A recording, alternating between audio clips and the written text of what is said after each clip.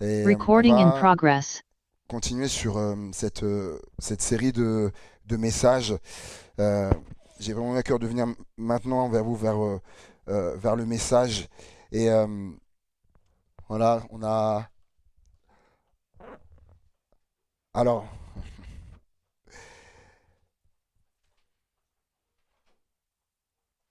on a vu ensemble deux choses concernant l'héritage. Que l'héritage était on a vu que l'héritage était une promesse.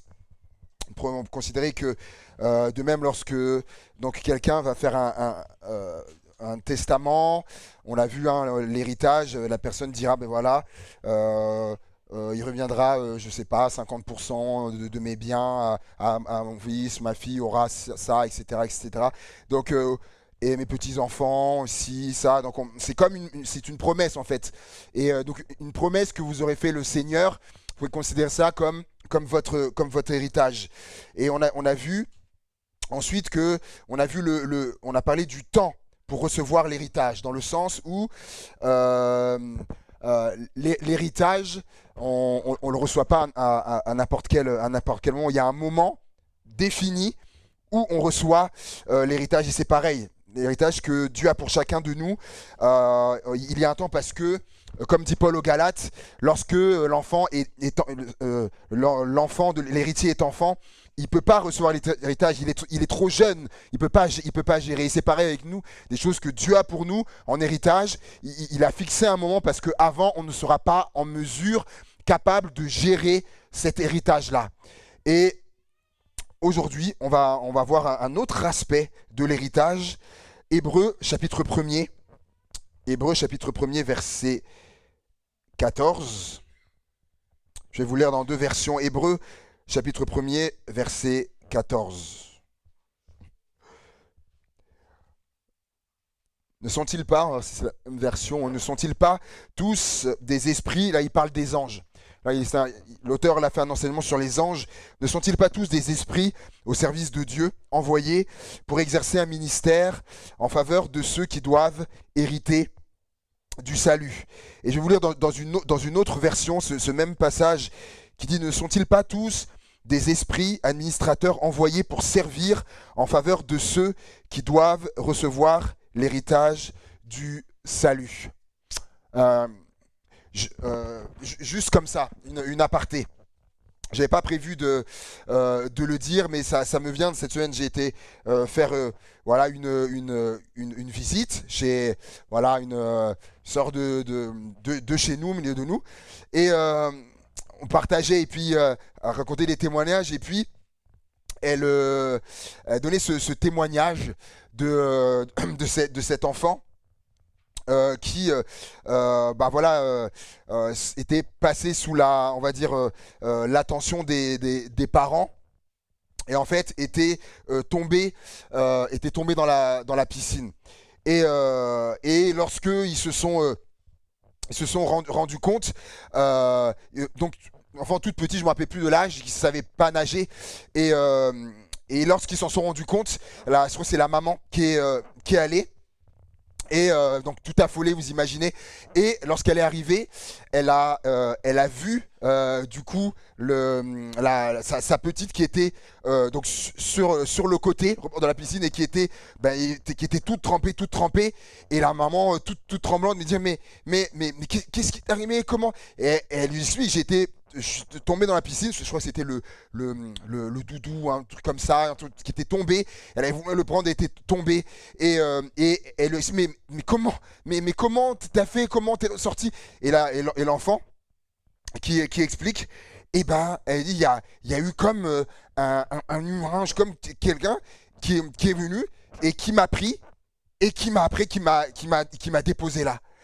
Et, et ça m'a vraiment touché, parce que il est dit que ce sont les anges, donc les esprits au service de Dieu, envoyés pour exercer un ministère en faveur de ceux qui doivent hériter du salut. Donc quand elle m'a raconté ça, je me suis dit: eh ben cette petite là, elle doit hériter du salut. Il a fait intervenir comme ça. Et dans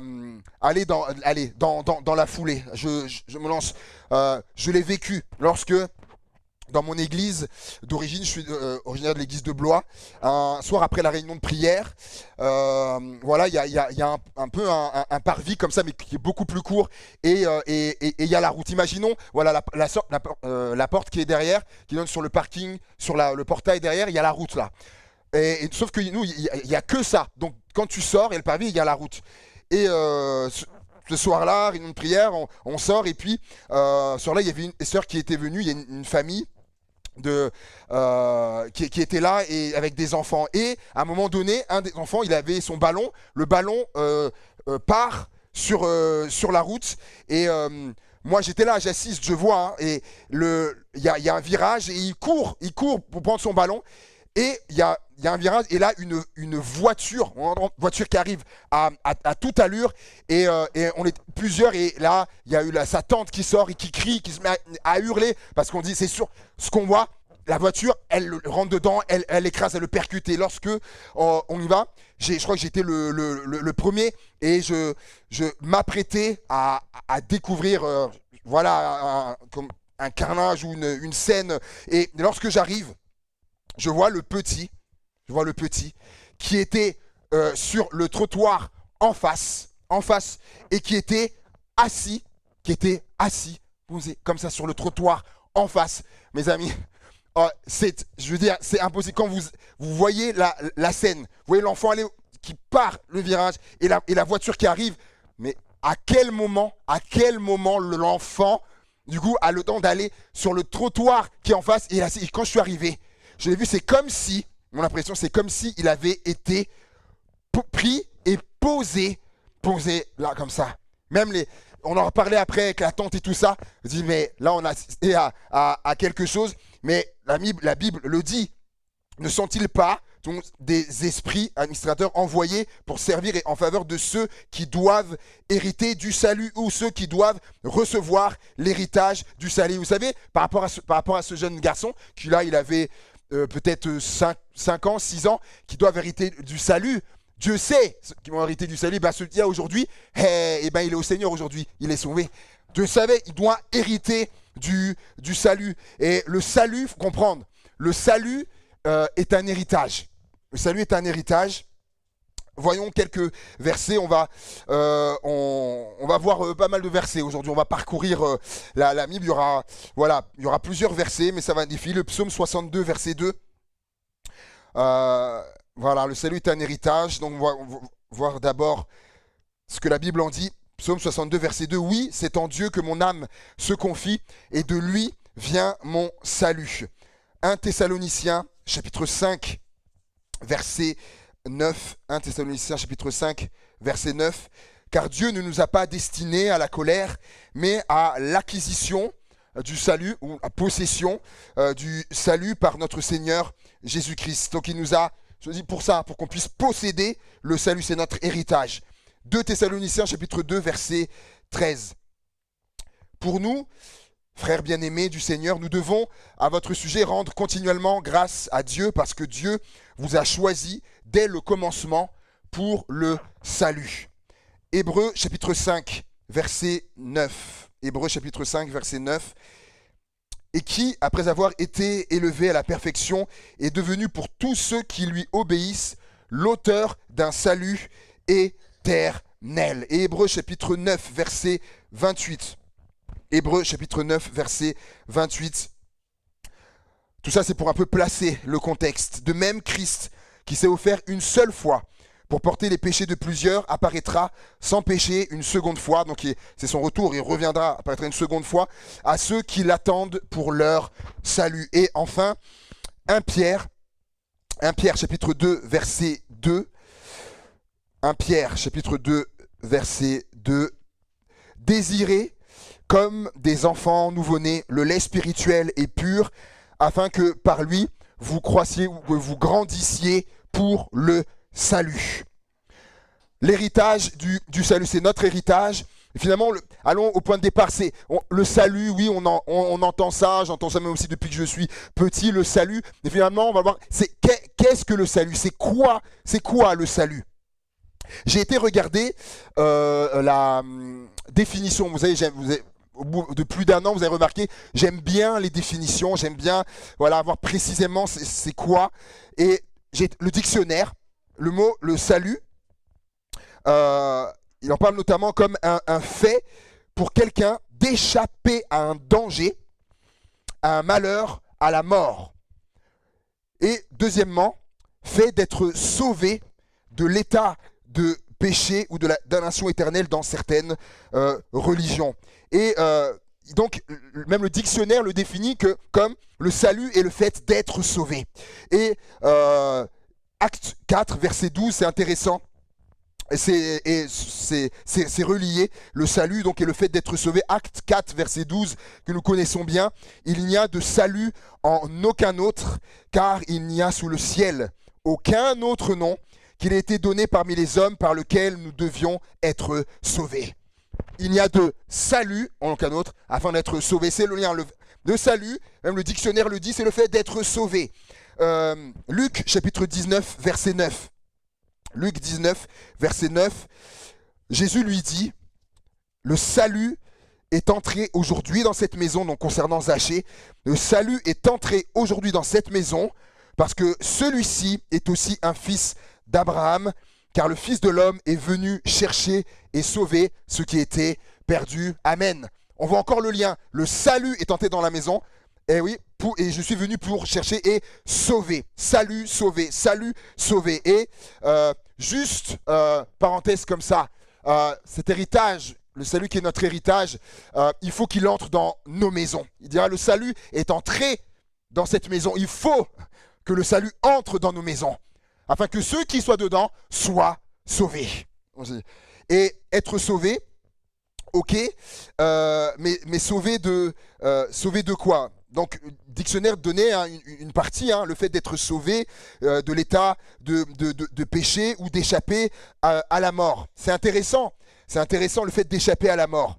La Bible dit que le salaire du péché, c'est la mort. Et elle dit également que comme tous ont péché et sont privés de la gloire de Dieu.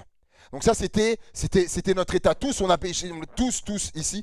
Et ce qui est intéressant quand j'étais à l'école biblique, si quelqu'un avait des doutes sur ça, vous posez la question, peu importe le lieu, même s'il y a 50 000 personnes, posez la question, qui n'a jamais menti? Alors, on peut même le faire là. Qui n'a jamais menti? Et là, partout, même s'il y a 1 million de personnes, personne ne lèvera la main parce que tous les êtres humains, tous ont déjà menti. C'est même on part à l'enfance et tout ça.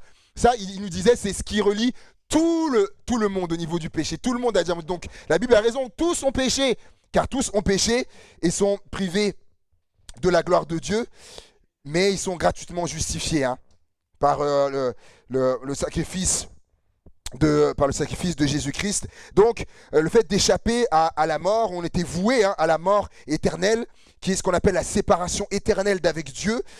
Mais pour qu'on puisse échapper à cette mort, Dieu, comme on l'a chanté, Dieu, il ne savait pas sur quoi j'allais prêcher, Johan. Dieu a mis en place un plan, ce qu'on appelle communément le plan du salut. Le plan du salut, avec ce fameux Jean 3,16, car Dieu a tant aimé le monde qu'il a donné son Fils unique afin que quiconque croit en lui ne périsse pas, mais qu'il ait la vie éternelle. Le plan du salut. Nous faire échapper à la mort. Et ce qui est aussi intéressant, par exemple, vous connaissez, il y a des gens dont le métier c'est de sauver des vies. Par exemple, les sauveteurs, par exemple, sauveteurs en mer. Quelqu'un qui aura échappé à la noyade, regardez bien, qu'est-ce qu'on va dire? Quelqu'un qui a échappé à la noyade, on va dire, il a été sauvé. Oui ou non? Il a été sauvé. On utilise ce terme-là, il a été sauvé. Oui, parce qu'il a échappé à la noyade, il a échappé à la mort. Et très intéressant. Et une autre image également, d'autres personnes qui ont pour but de sauver des vies, les pompiers. Par exemple, lorsque il y a des immeubles en feu, peu importe où il y a des gens à l'intérieur. Pareillement, quelqu'un qui aurait été, qui était dans un immeuble, une maison en feu, et, dont les pompiers sont intervenus, on dira qu'il ou elle a été sauvé des flammes. Sauvé. On utilise encore ce terme, sauvé. Et ces deux aspects-là de la noyade ou du feu, c'est intéressant parce que en fait, on les retrouve au niveau biblique, au niveau du salut, le fait d'être sauvé. C'est que Dieu dira que lorsqu'il nous sauve, la Bible dit que il jette nos péchés où? Au fond de quoi? Au fond de la mer. Pourquoi? Parce qu'en fait, le péché, en fait, pour expliquer, le péché, si on doit aussi prendre une image, le péché, ce qu'il fait en nous, c'est comme si on se noie, en fait. C'est comme une noyade. On se noie, en fait, dans nos péchés. L'Éternel vient nous sauver. Et également, deuxième image avec le feu. Rappelez-vous ce que dit Jésus. Ce sont les hommes qui ont utilisé le mot de l'enfer. Ce sont les hommes. Dans la Bible, il n'y a pas le mot enfer. Il y a la géhenne, le lieu de perdition, etc. Mais Jésus dira que c'est un lieu de tourment où le feu ne s'éteint point. Là où le feu ne s'éteint pas. Quand les pauvres qui viennent sauver, parce qu'il nous a sauvés aussi du feu éternel. Et ça, c'est cette réalité. Et également, d'autres personnes dont le métier de sauver des vies, des ambulanciers, comme ça, les ambulances qui vont à fond. Pourquoi? Parce qu'il y a une notion d'urgence. Ils doivent se dépêcher vite aussi. Comme les pompiers aussi, vite. Il y a une notion d'urgence. Et le salut, je le dis, il y a une notion d'urgence pour le salut. Si quelqu'un ce matin est là, ou qui entendra ce message, ou qui l'entend, ou qui entendra par les vidéos, qui n'est pas encore sauvé, comme dit la Bible, c'est aujourd'hui le jour du salut. Jour du salut aujourd'hui, favorable. Et on bénit le Seigneur. Hier, on était avec les adolescents à Dessines, rassemblement régional d'adolescents, 400 ados. Formidable cet appel à la fin au salut. C'est toujours merveilleux. On voit les ados s'avancer, etc. Compris pour eux, pour recevoir le Seigneur. C'est ça, il y a une notion d'urgence pour le salut. Mais finalement, le salut, le fait d'être sauvé, mais qu'est-ce qui est sauvé? Lorsqu'on est sauvé, qu'est-ce qui est sauvé? C'est Jacques qui répond. Jacques chapitre 1, verset 21. Jacques chapitre 1, verset 21. C'est pourquoi, rejetant toute souillure et tout excès de malice, recevez avec douceur la parole qui a été plantée en vous et qui peut sauver vos âmes. Ce qui est sauvé, lorsqu'on est sauvé par le Seigneur, ce qui est sauvé, c'est notre âme. Vous savez que nous sommes faits corps, âme et esprit. Et ce qui est intéressant, c'est que même, c'est une vérité établie même chez les non-croyants. Nous sommes corps, âme et esprit. Le corps, lorsque l'on meurt, lorsque l'on meurt, le corps est détruit. Hein, le corps est détruit. L'esprit retourne à Dieu. Jésus dira, reçois mon esprit et l'âme, l'âme, c'est elle après qui après vivra éternellement, soit avec Dieu ou sans Dieu. Donc c'est l'âme qui est sauvée. C'est pas l'esprit, c'est pas le corps, c'est l'âme qui est sauvée, c'est notre âme. Et comment recevoir ce salut finalement dont on parle? Comment reçoit-on cet héritage du salut? On va pouvoir mettre la diapo s'il te plaît, où il y a je crois, 5 aspects, il me semble. 5 aspects. Le premier qui est la grâce. Comment recevoir l'héritage du salut? Premièrement, c'est la grâce, c'est par la grâce en fait. Éphésiens chapitre 2, versets 8 à 9. Éphésiens chapitre 2, versets 8 à 9. En effet, c'est par la grâce que vous êtes sauvés, et par le moyen de la foi. Et cela ne vient pas de vous. C'est le don de Dieu, c'est un cadeau. Ce n'est pas par les œuvres, afin que personne ne se glorifie ou afin que personne ne puisse se vanter, dans ma version. C'est par la grâce que vous êtes sauvés. En fait, le salut, cet héritage, c'est un cadeau, c'est une grâce imméritée. Imméritée, ce qu'il faut comprendre en fait. C'est par pure grâce, Dieu dans son amour, et fait que il nous fait grâce, de ça, il nous offre le salut. Et on est d'accord, ici, vous et moi, il n'y a personne qui a rien fait hein, ben oui, il n'y a personne qui a rien fait. Et c'est intéressant, parce que le salut ne se mérite pas. il ne se mérite pas le salut. Dire ah moi parce que moi j'ai une bonne moralité ou j'ai fait toutes ces œuvres là Paul il dit tout ça ça marche pas ou j'ai fait ça non ça marche pas. Le salut c'est une grâce imméritée. Personne le salut ne se mérite pas. Et d'ailleurs lorsque quelqu'un reçoit un héritage, je parle d'un héritage terrestre après un testament, est-ce que la personne elle a fait quelque chose pour mériter ça? Ah non, mais la personne, souvent même les maisons, etc., les choses qui sont léguées, la personne ne mérite pas, n'a rien fait pour ça. Et c'est pareil vis-à-vis de Dieu, on n'a rien fait. On n'a rien fait, on ne mérite pas, c'est sa grâce, c'est sa grâce. Et Tite nous dit, Tite chapitre 2, verset 11, Tite 2, verset 11, et même souvent dans les héritages, souvent même des fois, c'est pas tous les cas, mais tu as des personnes qui ont travaillé dur, qui ont souffert, qui ont fait des choses, qui ont acquis des biens, et des fois, un enfant ou un petit enfant va hériter, va prendre alors qu'il n'a même pas versé une goutte de sueur. Tite, chapitre 2, verset 11, en effet, la grâce de Dieu, c'est la grâce de Dieu, source de salut pour tous les hommes. Encore la grâce, c'est la grâce. Deuxième aspect, comment on reçoit le salut? D'abord, par pure grâce, on ne mérite pas, on n'a rien fait pour ça. Deuxièmement, en invoquant son nom. Actes chapitre 2, verset 21, en invoquant le nom du Seigneur. Actes chapitre 2, verset 21, alors, quiconque invoquera le nom du Seigneur sera sauvé. Quiconque sur la terre, quiconque, quel que soit son passé, son origine, couleur de peau, peu importe, condition sociale, peu importe, quiconque invoquera le nom du Seigneur sera sauvé. Et recevra du coup cet héritage. Troisième chose, après la grâce, invoquer le nom du Seigneur. Troisièmement, la foi. La foi. Marc chapitre 10, verset 52. Jésus lui dit, vas-y, va, ta foi t'a sauvé. Marc 10, 52. Va, ta foi t'a sauvé. Aussitôt, il retrouvera la vue, il suivit Jésus sur le chemin. Va, c'est ta foi t'a sauvé. Et Jésus le dira à d'autres reprises, encore même avec la femme à la perte de sang, qui va toucher le bord de son vêtement, après il va dire, va, ma fille, va, ta foi t'a sauvé. Et à d'autres reprises encore, ta foi t'a sauvé. Acte 16, 31. Paul et Silas répondirent, crois au Seigneur Jésus et tu seras sauvé, toi et ta famille. Crois et tu seras sauvé. Romains chapitre 1er, verset 16. Romains chapitre 1er, verset 16. En effet, je n'ai point honte de l'évangile, c'est la puissance de Dieu pour le salut de quiconque croit. Du juif d'abord, mais aussi du non-juif, etc. Le salut pour quiconque croit.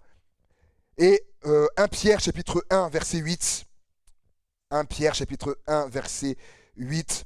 Vous l'aimez sans l'avoir vu, vous croyez en lui sans le voir encore, et vous vous réjouissez d'une joie indescriptible et glorieuse, parce que vous obtiendrez le salut de votre âme pour prix de votre foi. Vous obtiendrez le salut, votre héritage, pour prix de votre foi.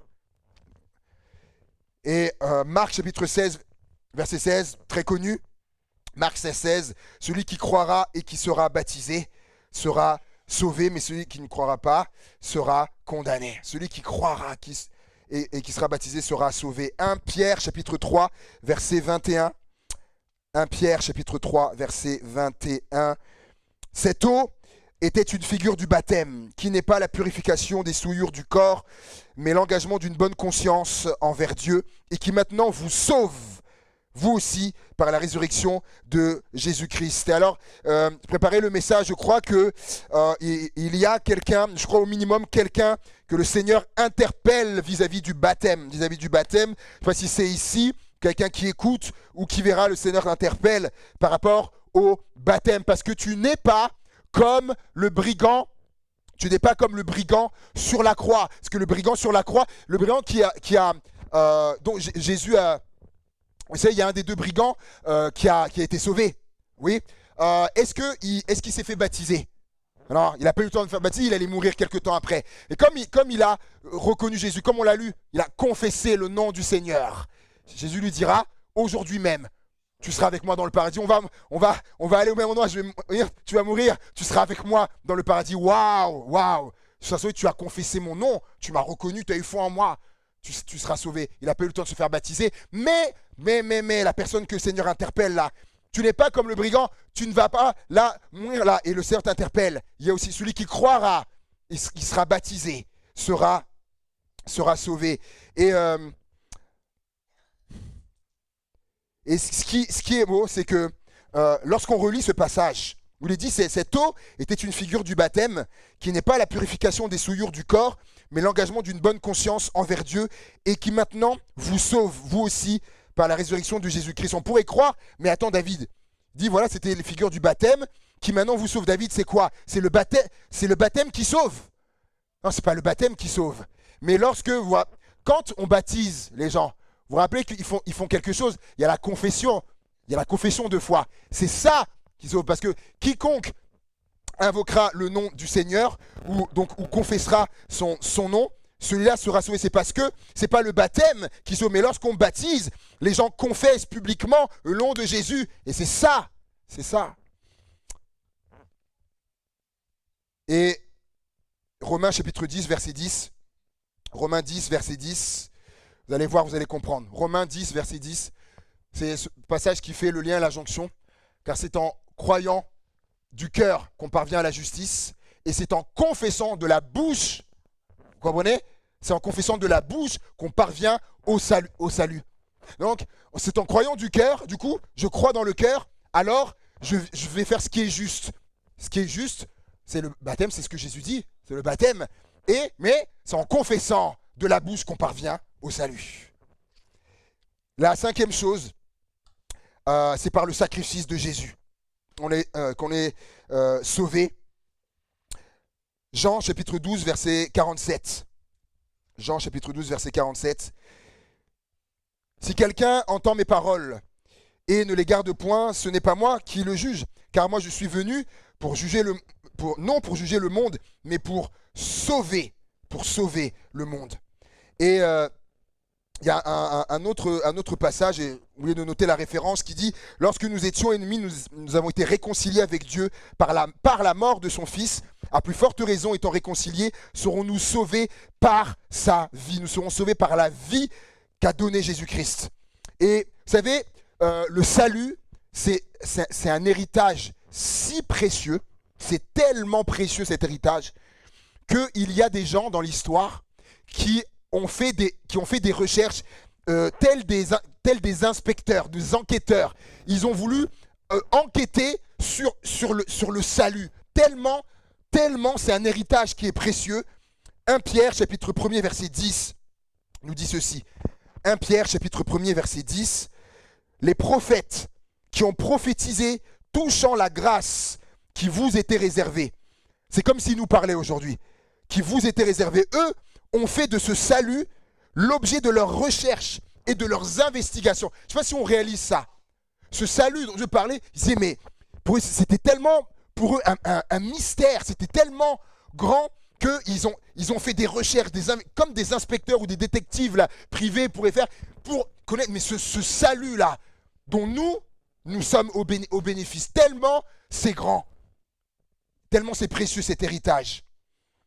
Et pour poursuivre par rapport à ça, j'aimerais vous dire quand même que même si cet héritage, le salut, il est précieux, il faut parler des vérités. Cet héritage du salut, cet héritage, on peut le perdre. Oui, certains vont dire, certains peut-être, mais, comment ça, le salut? Perdre cet héritage? Jérémie chapitre 7, verset 8. Jérémie chapitre 17. Jérémie chapitre 17, verset 8. Jérémie 17, verset 8. Alléluia. Mince, j'ai dû faire une erreur dans une faute de frappe. Passage qui dira, tu perdras par ta faute l'héritage que je t'avais donné. Peut-être je vais faire une rapide recherche. J'ai dû faire une faute de frappe en tapant. Où Dieu dira, tu perdras par ta faute l'héritage que je t'avais donné. L'héritage du salut peut se perdre. Merci beaucoup. C'est 17,4. Vous voyez, des fois en tapant, des fois on est un peu fatigué. Tu perdras par ta faute l'héritage que je t'avais donné.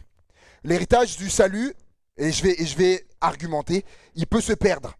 Vous savez, je sais que il y a certains enseignements, certaines théologies qui disent, certains courants qui disent que non, une fois que j'ai acquis le salut, que j'ai été sauvé, j'ai su ça, ça y est, c'est bon, c'est acquis une fois pour toutes. C'est pas vrai. C'est pas vrai. Et certains vont même plus loin dans leur raisonnement, disant, même si derrière, je fais n'importe quoi, je mène ma vie comme je veux, je fais n'importe quoi, je serai sauvé. Ah non.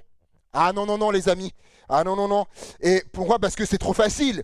C'est trop facile. Et si on peut aller au ciel comme ça, mais tout en vivant dans le péché, en faisant n'importe quoi, alors je vous poserai la question, pourquoi Jésus est mort alors? Pourquoi Jésus est mort? Si puisqu'on entre dans le péché, dans tout ça, je peux aller au ciel. Comme le dit cette chanson, on ira tous au paradis.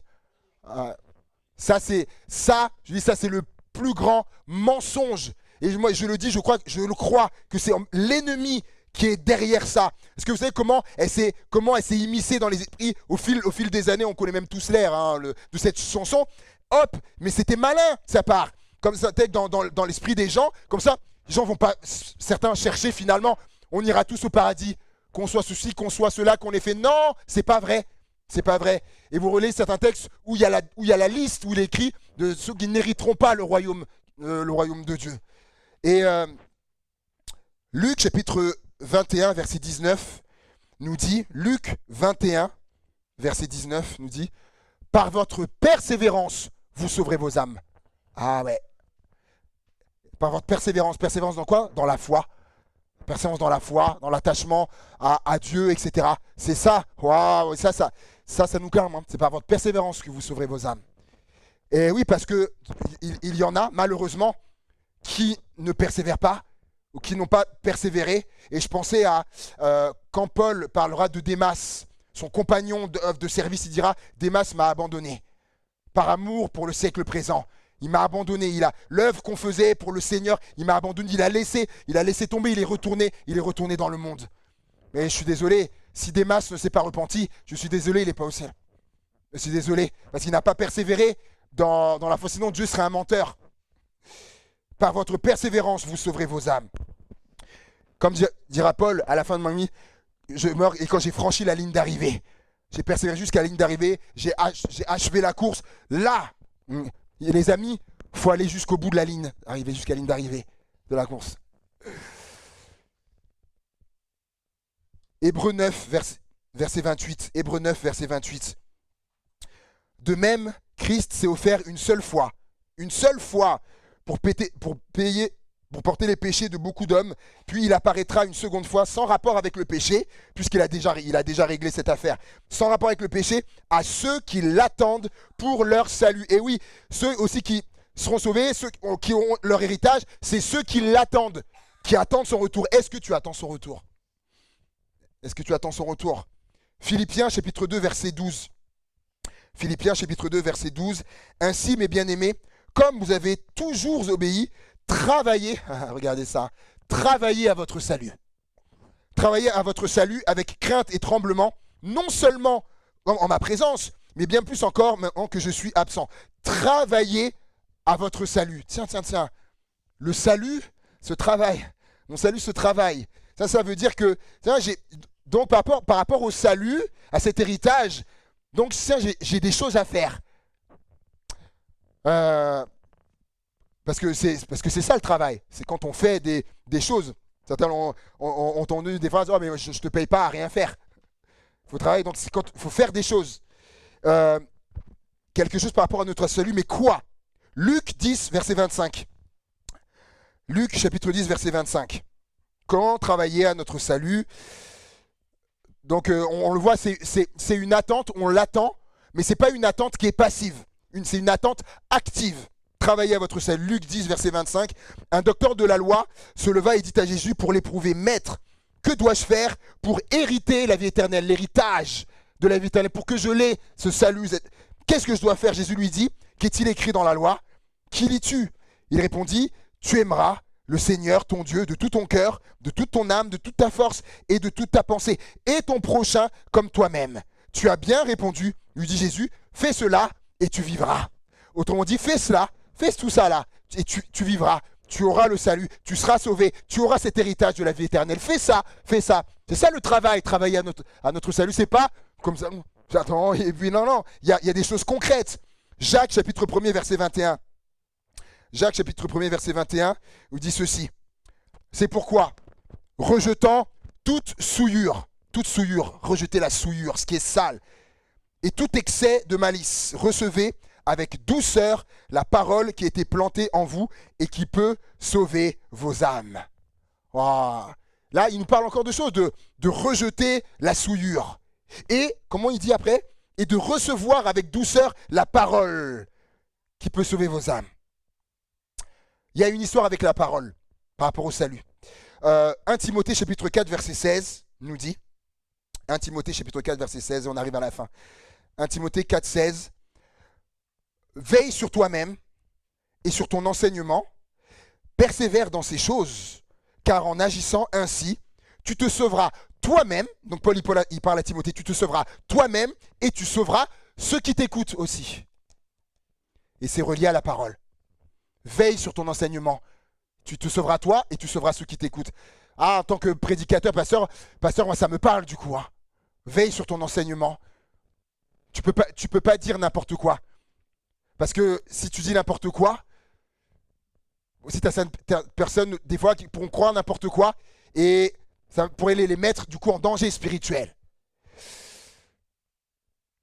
Et 2 Timothée, et on pourrait dire, ah mais regarde David, mais ça c'est réservé aux pasteurs ça. Ça c'est réservé aux pasteurs, aux prédicateurs. Regardez 2 Timothée, chapitre 3, verset 15. 2 Timothée, chapitre 3, verset 15. Il dira, dès ton enfance, dès que tu étais enfant, tu étais tout petit, tu connais les saintes lettres. Juste pour dire déjà que les enfants, ils peuvent connaître les saintes lettres, les écritures de la Bible, les enfants. Et qui peuvent te rendre sage à salut. Sage à salut par la foi en Jésus-Christ. Donc c'est pas juste une histoire de pasteur et de prédicateur par rapport à l'enseignement, c'est vrai, il y a ça. Mais le salut aussi, même pour les enfants qui aiment la parole, qui reçoivent la parole, qui connaissent les Saintes Écritures, peuvent les rendre déjà enfants, peuvent les rendre sages à salut. Et moi, il y a un jour un passage qui m'a bouleversé, qui m'a éclairé concernant les enfants. Et quand Jésus dira malheur à ceux qui font des scandales, qui sont en scandale au niveau des enfants, il dira mieux vaut pour eux qu'on ait mis une meule à leur cou et qu'on les ait jetés dans la mer. Jésus rigole pas avec les enfants. Et il dira, il y a un autre évangile qui dira qu'ils sont en scandale à ces petits qui sont mes disciples. Il y a des enfants qui peuvent être déjà disciples et avoir déjà ce salut, être sauvés, avoir cet héritage-là. Et qui passe par la parole, par les saintes lettres. Il y a ce que Jésus a fait pour nous offrir ce salut, cet héritage. Donc il y a ce que lui a fait, et il y a ce que nous faisons pour le garder. Vous savez, ceux qui croient que oui, c'est un acquis, etc. Non, vous avez vu que non. Le salut, cet héritage, je peux le perdre. Et quelque chose que j'ai acquis, par exemple, je peux avoir acquis, je sais pas, un bien, peu importe. Imaginez, c'est pas parce que j'ai acquis quelque chose que je vais l'avoir pour toujours. Regardez par exemple quelqu'un qui a acquis un bien et les gens qui se font cambrioler. Ils ont acquis à un moment donné et ça leur a été pris. C'est pas parce que j'ai acquis quelque chose que. Et donc pour le salut, c'est ça. Pas parce qu'à un moment donné j'ai acquis, j'ai été sauvé, mais si après j'ai délaissé le Seigneur, j'ai fait un tas de choses, etc. J'ai lâché la main de Dieu. Et maintenant, l'héritage, je le perds. Je perds l'héritage, mais c'est pas la faute de Dieu. Comme il a dit à Jérémie, tu as perdu l'héritage par ta faute. Mais tout est là pour qu'on maintienne notre héritage. Et je conclus avec Hébreux, avec 2 passages. Hébreux 2, 3. Hébreux chapitre 2, verset 3. Hébreux chapitre 2, verset 3. Comment échapperons-nous en négligeant un si grand salut, qui, annoncé d'abord par le Seigneur, nous a été confirmé par ceux qui l'ont entendu. Comment échapperons-nous en négligeant un si grand salut? Si je néglige ce salut qui est grand, hein, qui est immense, si je le néglige, il le dit, hein, comment échapperons-nous? Si je néglige ce salut, oh, finalement, j'en ai rien à faire, ben, j'échapperai pas, je ne serai pas sauvé. Et Romains chapitre 13, verset 11, Romains chapitre 13, verset 11, nous dit ceci. Cela importe d'autant plus, donc Romains 13, 11, cela importe d'autant plus que vous savez en quel temps nous sommes. Et je crois que là, le Seigneur nous parle. Cela importe d'autant plus, donc cette question-là du salut, de l'héritage, que vous savez en quel temps nous sommes. C'est l'heure de vous réveiller, et on l'a chanté tout à l'heure. Éveille-toi, éveille, sors du sommeil, enfin du sommeil, car maintenant le salut est plus près de nous que lorsque nous avons cru. La nuit est avancée, le jour approche. Dépouillons donc des œuvres des ténèbres et revêtons les armes de la lumière. Marchons honnêtement comme en plein jour, loin des excès et de l'ivrognerie, de la luxure, de l'impudicité, des querelles et des jalousies. Qu'est-ce que Paul dit? J'aimerais inviter les musiciens, vous pouvez revenir s'il vous plaît. On va prendre ce chant. Et j'aimerais inviter, si on peut appeler les moniteurs, là c'est les monitrices s'il vous plaît, on va revenir les enfants. Ce qu'il est en train de dire, c'est que cette question-là, il est en train de dire, là, comme plus que jamais, elle nous concerne. Comme il dit, quand on considère les temps dans lesquels nous sommes. Les amis, il le dira, le salut est plus près de nous maintenant que lorsque nous avons cru. On le dit, c'est vrai, mais Jésus revient. Jésus revient. Il est à la porte. Le salut est plus près de nous. Regardez ce qui se passe dans notre monde. Il y a quelque temps, il y a des années, j'ai partagé ça avec plusieurs, certains disaient, mais l'un des signes des temps de la fin, c'est qu'il est dit, les nations se ligueront contre Israël. Et il y a des années de ça. Il y a des années de ça. Les gens disaient, mais comment toutes les nations se ligueront contre Israël, se tournent contre Israël? Comment ça pourrait arriver? Mais regardez, depuis ce qu'il y a eu octobre 2023, je crois, la tuerie qu'il y a eu, et derrière la riposte qu'il y a eu, vous avez vu l'escalade jusqu'à aujourd'hui, et de mois en mois, telle nation se ligue, telle nation. Mes amis, ce que Dieu dit, sa parole, ça compris, c'est une des marques des temps de la fin. Le salut est plus près de nous que lorsque nous avons cru.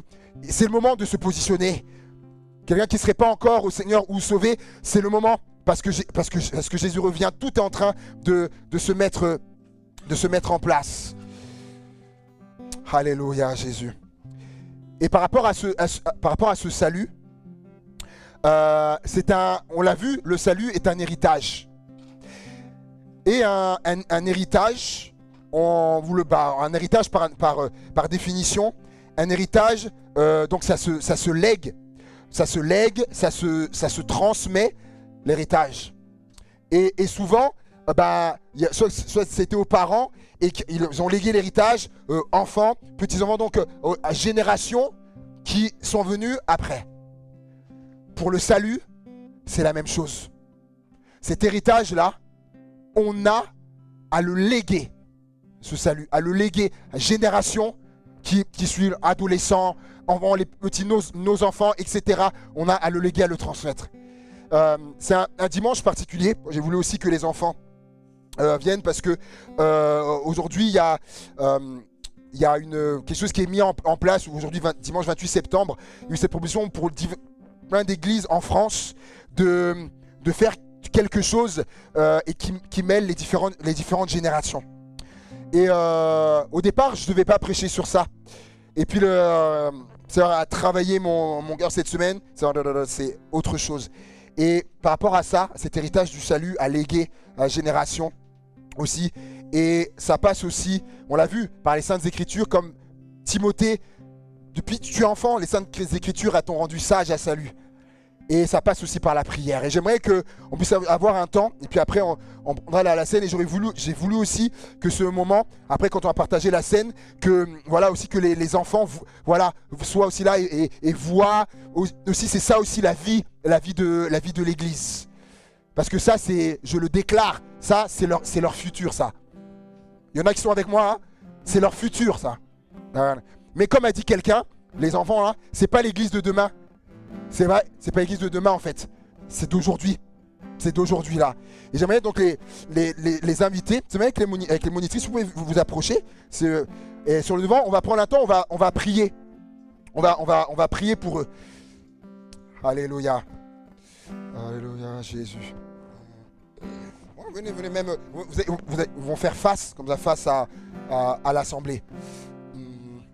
Alléluia. Venez, approchez-vous, voilà. Vous allez regarder l'assemblée. Et je vais... au départ, j'avais dans ma tête, je voulais que comment dirais-je, que les générations les plus anciennes, du coup, prient pour les plus jeunes. Et c'est pas possible de faire venir tout le monde, mais je demanderai... si vous le pouvez, si tu le peux, frère, sinon tu feras à distance, si la vente te le permet, j'aurais aimé que le frère De Almeida, si tu veux, hein, venir, et notre sœur Arturana, j'aurais voulu que ensemble on va prier l'église, mais que vous puissiez prier pour les enfants. Est-ce que vous êtes d'accord? Ça va? Est-ce qu'on pourrait allumer ce micro, faire quelque chose, passer là, alléluia. Si vous voulez bien, excuse-moi jeune homme. Voilà. Si tu peux, frère Antonio, ouais, je dis un homme, une femme, et comme ça à tour de rôle, on va faire quelque chose aussi. Voilà. Alléluia Jésus. On va prendre un temps et tous on élèvera notre voix et si vous pourrez prier pour les enfants, pour nos enfants de l'église, priez et puis voilà, et puis après vous, alléluia. Alors, ensemble aussi on peut prier le Seigneur, les accompagner dans la prière. Alléluia Jésus. Gloire à Dieu, gloire à Dieu. Merci notre Père qui es aux cieux. Que ton Saint-Nom soit sanctifié. Merci pour les enfants que tu nous as donnés, que tu continues d'accorder à ton peuple. Seigneur, nous te rendons grâce. Ce matin, Seigneur, ils sont devant nous là, Seigneur. Merci de les bénir. Et je les bénis aussi au nom de Jésus. Qu'ils grandissent, Seigneur, dans la connaissance, dans la sagesse, dans l'intelligence, dans la science, Seigneur, dans la parole de Dieu. Et qu'un jour ils puissent se dire, j'aime Jésus, mon Sauveur et mon Seigneur. Amen, amen, amen.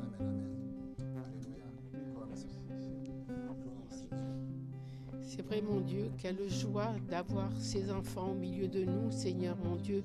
C'est toi, Seigneur, qui nous les as donnés, Seigneur. Et nous voulons les bénir afin qu'ils puissent avancer dans tes voies, qu'ils puissent, Seigneur, vraiment te connaître, Seigneur. Donner leur vie, Seigneur, dès le plus jeune âge, Seigneur, c'est vrai. On peut, Seigneur, donner notre vie alors que nous sommes enfants, Seigneur. Alors, Seigneur, mon Dieu, merci. Merci parce que tu les abondes de ton amour, de ta compassion, de ta fidélité, Seigneur. Et tu prends soin d'eux jour après jour, Seigneur. Tu les fais avancer dans tes voies, Seigneur, mon Dieu. Quelle joie, Seigneur, de les voir, Seigneur, avancer, s'engager avec toi, Seigneur, mon Dieu. Merci parce que tu les aides à cela, mon Dieu, à s'engager avec toi et à marcher dans tes voies. Merci pour tout ce que tu fais. Merci pour l'amour. Merci pour la fidélité. Je veux les bénir en ton nom, Seigneur, parce que tu es roi, parce que tu es Seigneur, parce que tu es vivant. Et Seigneur, tu les fais marcher dans tes voies. Oh, je te bénis et je te loue, Seigneur. Et je bénis ces enfants, Seigneur. Quelle joie de les avoir parmi nous, Père. Amen. Amen. Alléluia. Amen, amen. Gloire à Dieu, gloire au Seigneur. Et je crois Je crois que ce qui a été fait là, je crois que spirituellement, je crois que quelque chose a été scellé. A été scellé. Et verset dans la Bible là qui dit et que qu'aucun ne se perde. Qu'aucun ne se perde. C'est notre prière, qu'aucun ne se perde. Au nom de Jésus. Amen. Alléluia. Voilà. Vous pouvez reprendre place. On va prendre ce chant qui dit éveille-toi mon âme.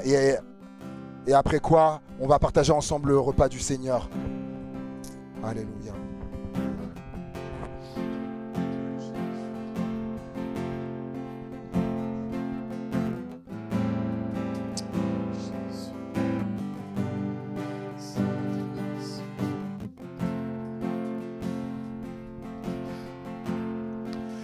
Éveille-toi, mon âme. Éveille-toi, mon âme. Voici l'aurore sort du sommeil. Éveille-toi.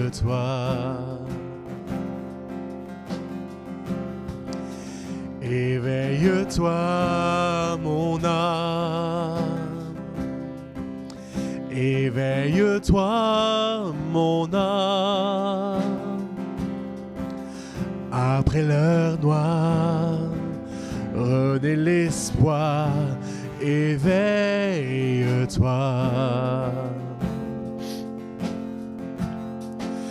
Il a souffert, il s'est livré, sacrifié, il a su le boire.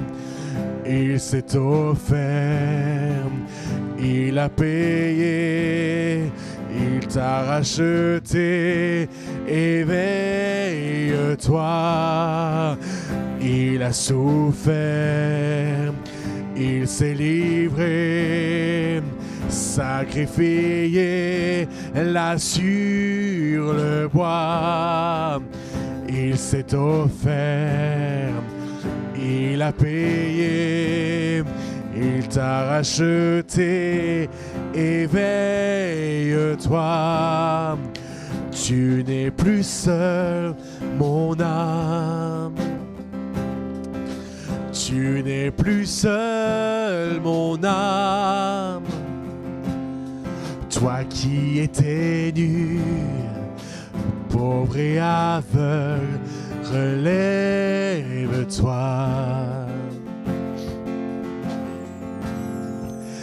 Il t'a aimé, mon âme. Il t'a aimé, mon âme. Le Dieu des merveilles, de toi ces merveilles, relève-toi.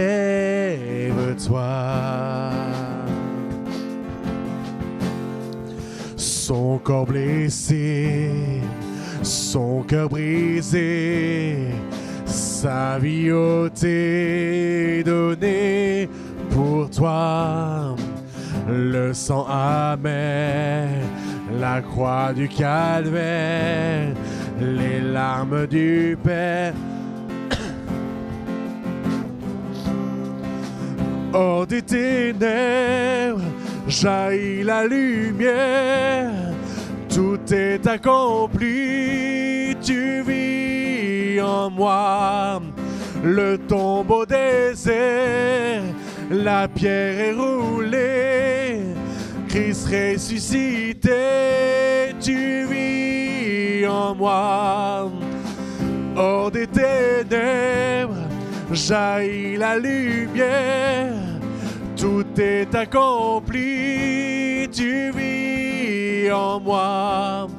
Le tombeau désert, la pierre est roulée. Christ ressuscité, tu vis en moi. Éveille-toi, mon âme. Éveille-toi, mon âme. La mort a perdu, il a vaincu. Éveille-toi.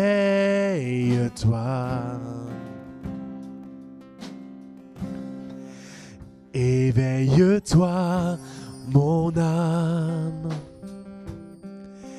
Éveille-toi, mon âme. Viens à ses pieds, viens l'adorer. Éveille-toi. Allez, viens à ses pieds. Oh, Viens Jésus. à ses pieds. Viens l'adorer. Éveille-toi. Réveille-toi moi une dernière fois. Éveille-toi, mon âme. Éveille-toi, mon âme. La mort a perdu, il a vaincu. Éveille-toi.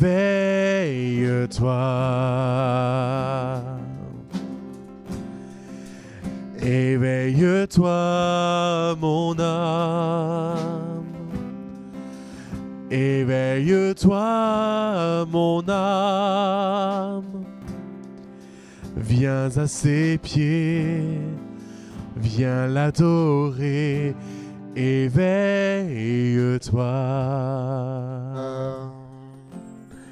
Alléluia. Oh, Continue ce temps de louange. J'aimerais inviter ceux qui ont été désignés pour le service de la scène. Alléluia.